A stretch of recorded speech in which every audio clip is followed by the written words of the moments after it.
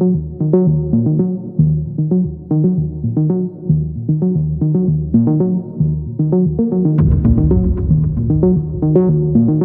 hello everyone. Welcome to yet another episode of Markets and Movers. Today we have with us Mr. Yatin Singh, who is the CEO of Investment Banking Department at Emkay Global Financial Services. Hello, sir. Hi, How are Markov. you? I'm doing well. How are you? Great, sir. I'm doing good. Good to be back. Okay. So today let's speak bit on regulations and also about the SME market. So for a layman to understand, can you please explain what exactly is SME market and how is it different from the main board, and how the listings happen there, and how are the listings different in SME market and the main board? Okay. So SME, the name itself is a giveaway, right? It's for smaller companies. The idea was conceptualized a few years back, where I think there was a fair realization by the regulator and other stakeholders that the requirements of IPOing on regular exchanges, including the expectations of generic investors, make it unsuitable for smaller companies to access capital through through the main board IPO, right? So this idea was conceptualized for smaller companies, hence the name SME. The objective was to create a faster and a light touch regulatory framework which suits the smaller companies, because they may not have the wherewithal to deal with the complex process and regulatory requirements of a main board IPO. The critical difference, hence, that was envisaged, is that the regulator SEBI, which is an important element of an IPO process on the main board, doesn't get involved in SME exchange IPO. So it is the compliance teams of the exchanges themselves who are supposed to do the the vetting job, right? And of course the merchant bankers are still SEBI registered Cat 1 merchant bankers, but that's a main difference. The other main difference is that since these companies are small, typically most of the institutional investors stay away from SME listed companies, right? Which mandates some sort of a structural intervention that is required for maintaining like some sort of a semblance of liquidity on these counters, and hence the role of a market maker was envisaged, right? So the role of a market maker is to kind of be a facilitator for providing as much liquidity as possible on SME listed companies. So I think that's an overview of the major differences. So this is how it was envisaged. What it has morphed into today, of course, is significantly different, and I'm sure you'll have more questions on that. True. And nowadays we see, along with the activity which is happening on the main board, there has been equally, if not more, activity which is going on SME markets as well. Many companies are getting listed in SME board as well. And also, if you see recently, the market regulators, they are issuing caution to the investors who are inclined towards SME IPOs. So what could be the major reason for this caution, and why should investors be wary of the IPOs which are getting in SME market rather than the main board? So look, one has to understand that absence of scale, it creates a default risk in any company, because the ability of a larger company to withstand a business down cycle logically is much better than a smaller company. Smaller companies, particularly with good management teams and with more efficient execution, can provide faster growth, more profitable growth, right? So those are the two sides of a coin. It's a anomaly that smaller companies, which typically would require more sophisticated investors, are actually being shunned by institutional investors by and large because they do not participate on the SME exchange. What is left are the retail investors who lack that sophistication, right? So I think a lot of, I mean, these are good times for, primary issuances, both on SME and main exchange, right? But the critical difference between the two exchanges is that all main board IPOs go through a very, very tight regulatory evaluation and compliance diligence evaluation by SEBI, right? So what comes out is, supposedly more vetted. The SME exchange was supposed to be light touch by default, but a lot of issuers have misused that provision to escape, the regulatory compliance which would have otherwise been required.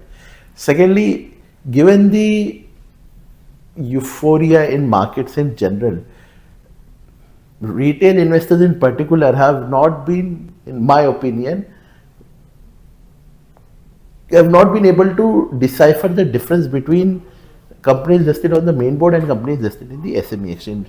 There is an inherent risk there in terms of liquidity, right? So bubbles can get created very, very quickly. But, as we've seen in the past, any asset bubble which doesn't have a sound fundamental backing always leads to avoidable outcomes, at some point of time in future. And to that extent, I think the regulator is spot on by identifying that there are, early signs of something which may be getting overheated, and B, in their limited capacity, they are trying to caution the citizens of the country to be mindful of what they're getting into. Okay, understood. So this is investor's point of view. So if we look at a company's point of view, for a company who is planning to raise some capital, apart from the size which you mentioned earlier, is there anything else that the companies will take into account to either list on SME board or the main board? Timing, to begin with, an SME listing is much faster given the fact that SEBI is not involved. Also, the documentation is not as onerous.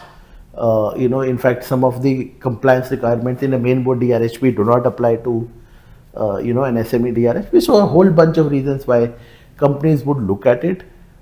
Look, I am not for one dismissing the idea of the need of an SME exchange or an equivalent platform for the same.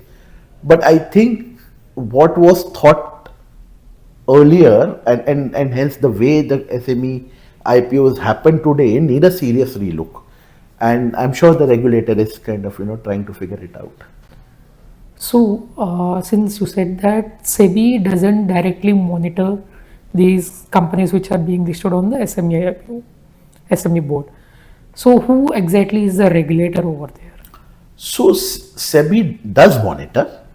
However, as opposed to a main board IPO where SEBI approves the listing, as in approves the DRHP and hence gives the go ahead for the company to go and launch an IPO, SEBI doesn't play the same role in SME IPO. So it is the compliance team of exchanges who do that.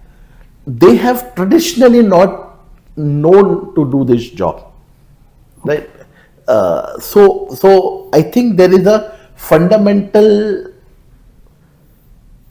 gap in terms of what needs to be done while evaluating a IPO document and what is happening today. Needless to say, I think exchanges have also identified this gap and they are bolstering their own manpower and their skill sets and capabilities to have the right people to do the same. But while that happens, the arbitrage continues between the SME exchange and the main board. True. Also, is it possible for the companies which are listed on the SME board to migrate to the main board? Yes, it is. So there's a clear migration framework. It has recently been updated by SEBI. So now earlier, it was 3 years or earlier subject to certain conditions. Now what has happened is that you need to stay listed for minimum 3 years. Also to migrate, SEBI has introduced the minimum net worth criteria of 75 crores.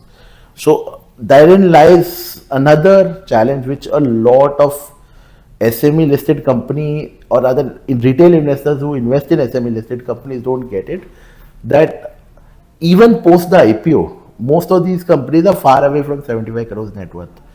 Given the scale, the cumulative profit of 3 years will also not take them across the line.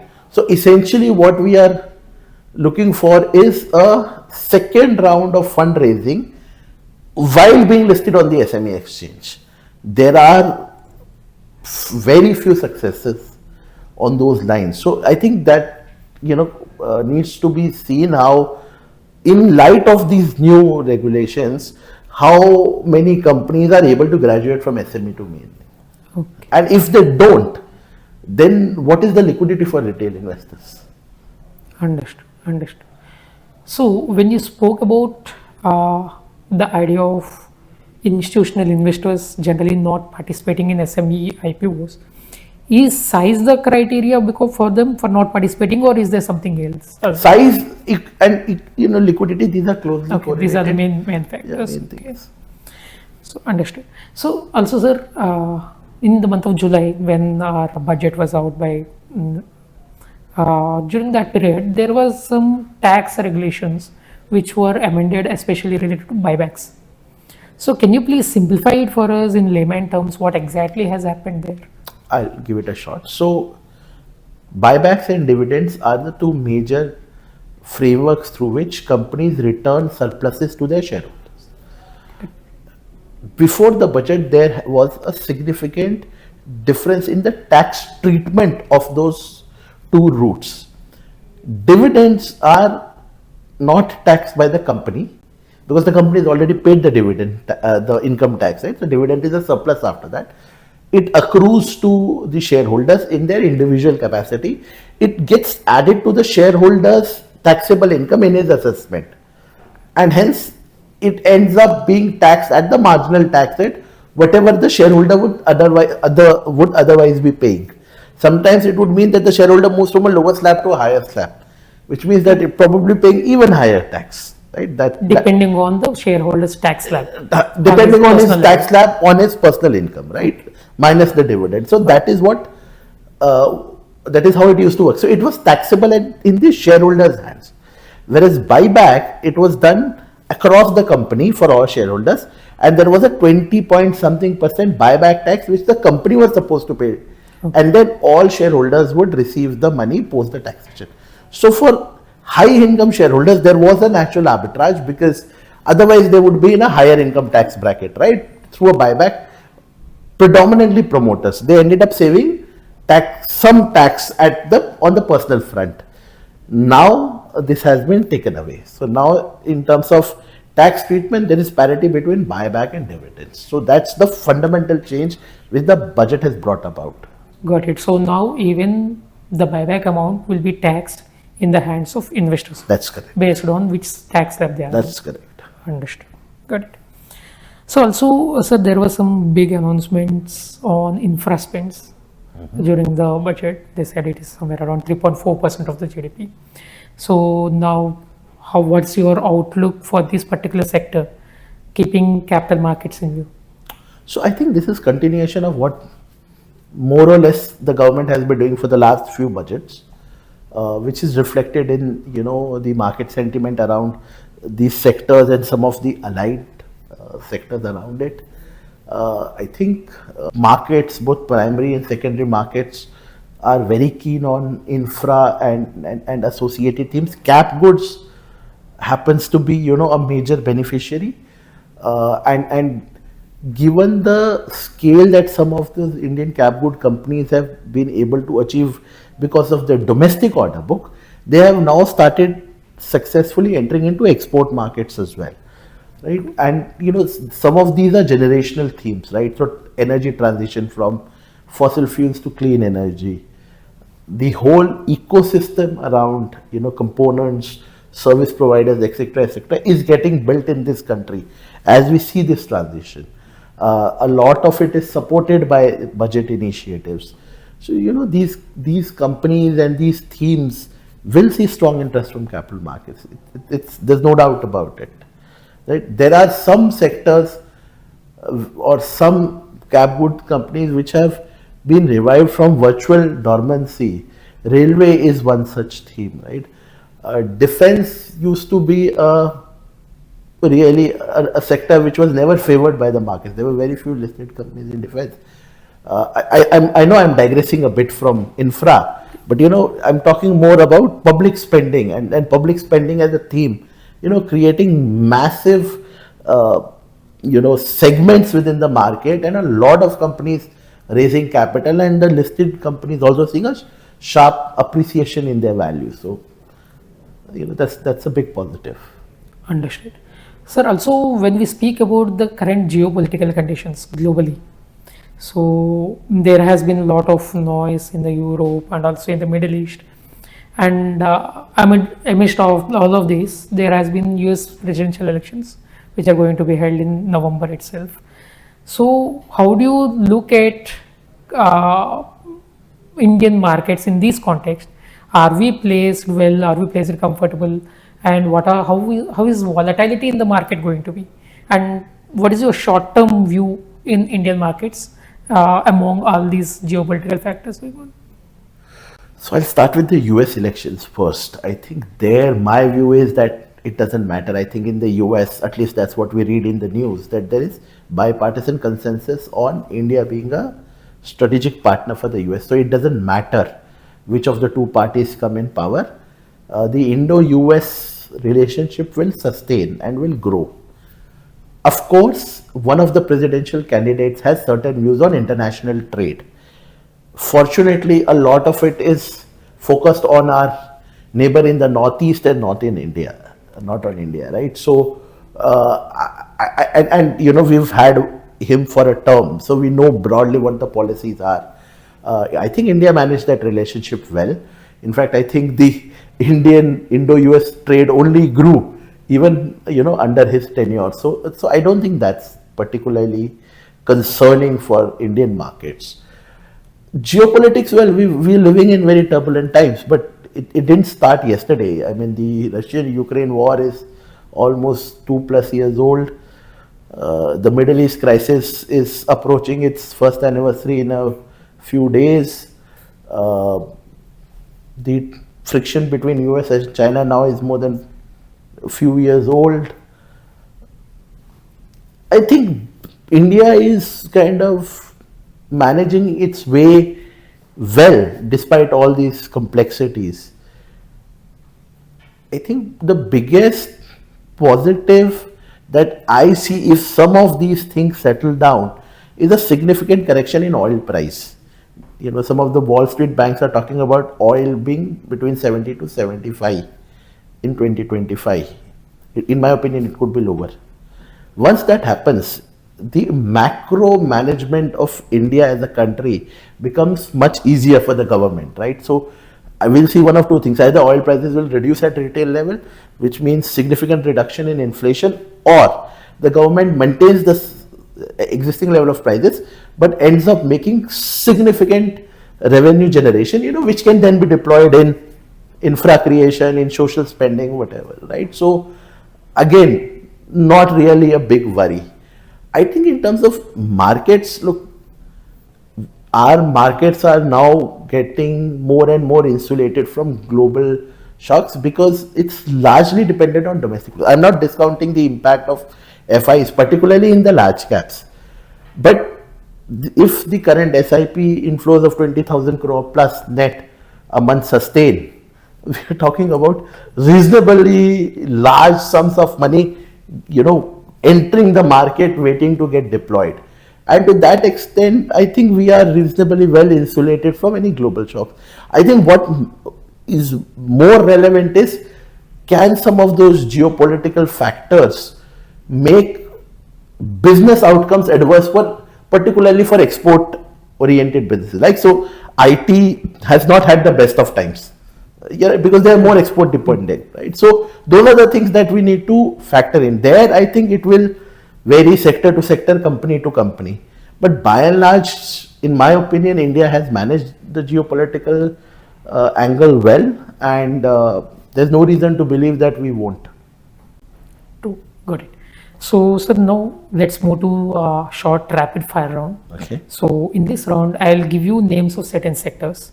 You can provide your view about it in a single word, either no subscribe, unsubscribe, or neutral. Also, if wherever you feel necessary, you can also give short explanation of why is that view. So, the first one is energy and utilities, Subscribe. consumer goods and retail,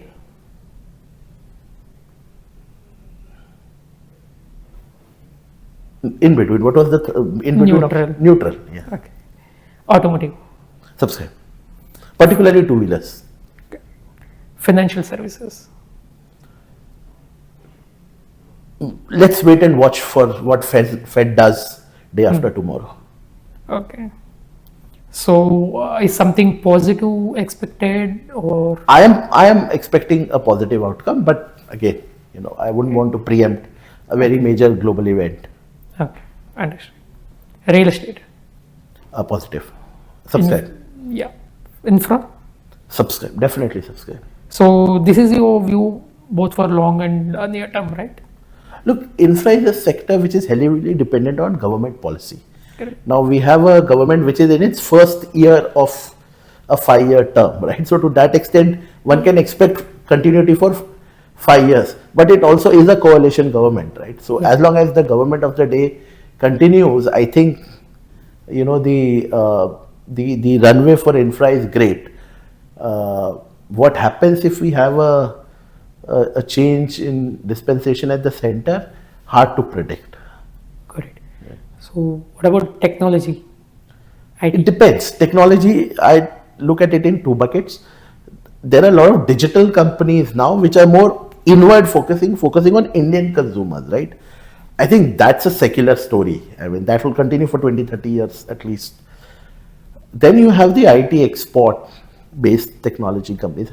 As I said, they haven't had a great run, primarily because their markets are the developed markets, US, Europe, which are recovering from their own inflation induced problems, right? But those problems seem to be getting better. So I would say the future is at least better than the recent past. But again, yeah, we need to see how that plays out. So neutral. Okay, telecom Neutral. and ESG and sustainable investments. Reduce or whatever, undersubscribe, whatever is that. I think that theme has been overplayed. Okay. I think that theme has been overplayed. I don't think ESG investing, particularly in India, has delivered any tangible alpha over just investing in regular good companies. Yes, sustainability is important, but that is important for all companies across the board. Okay, sir. So that's all we have for today. And thank you very much for your time. Thank you. And it's been great speaking to you today. Thank you. Yeah. Thank you, everyone. Have a good time.